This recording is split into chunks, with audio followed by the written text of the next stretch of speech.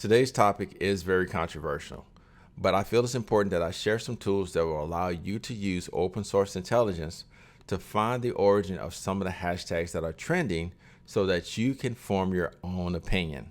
So today we're going to be looking at hashtag died suddenly, which deals with the sudden death of individuals young and old related to the COVID vaccine. So let's get started.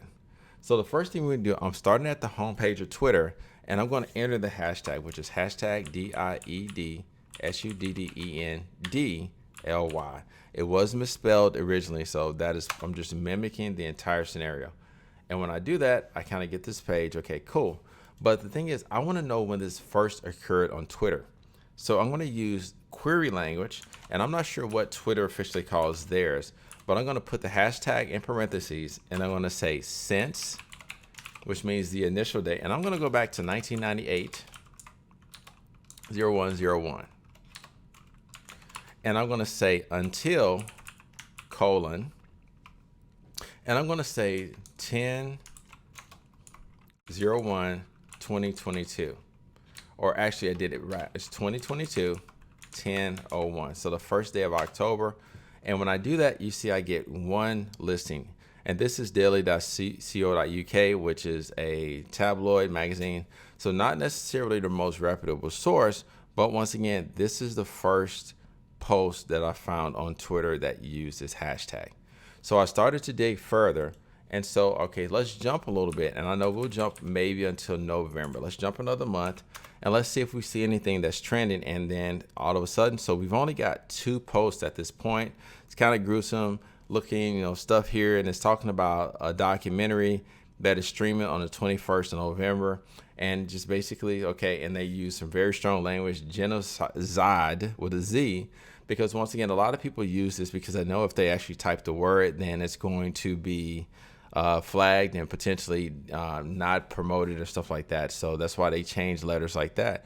So but we only have 2 entries here in Twitter, not something I would really consider to be viral at this point.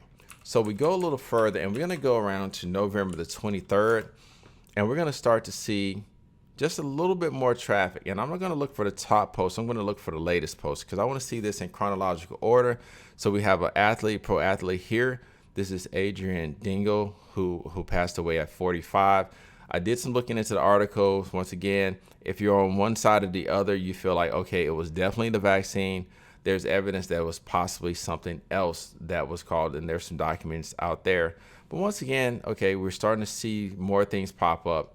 But then I'm going to take another jump, and I'm going to go to the 24th. I'm going to show you something that was interesting to me that really kind of made me raise an eyebrow. And I'll tell you what my overall opinion is. Now, I never really saw like a post that was just like, man, like this thing is crazy. It went viral and all that stuff. So skip the surgery thing. I'll try to get past that real fast.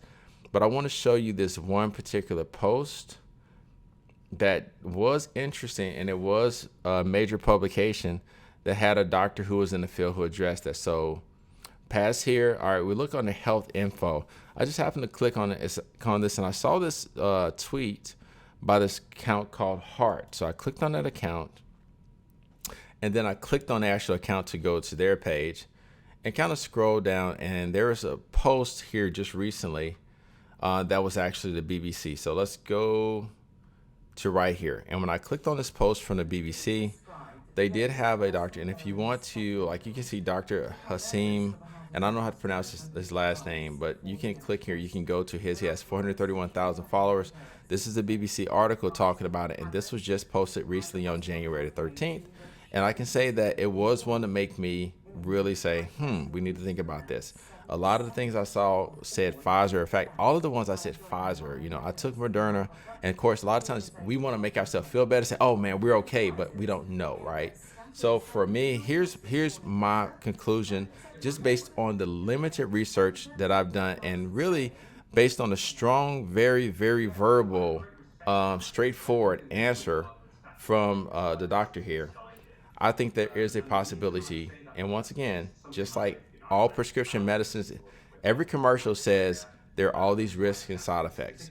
So I think it's not wise to assume that with the vaccine that was rushed and stuff like that, there may not be, definitely be side effects that are harmful to others, right? And that may be causing issues. So for me, my thing is like, I'm going to really be cautious and just kind of, I don't know if I'm going to go get another booster or something like this. I'm going to continue to wear a mask and be careful, because that is what I'm going to do for me and my family. We both have asthma. But for you, you have the ability now to take this and take this query language, and you can do all the research you want to come to your conclusion. But this is where I'm going to end the video. So I hope this helps you all to be more educated and not necessarily operate based on what you hear, but use your own research to the best of your ability to find the truth. The reality is, one side is right and one side is wrong. The question is, how do you prove it? Anyway, thanks for watching.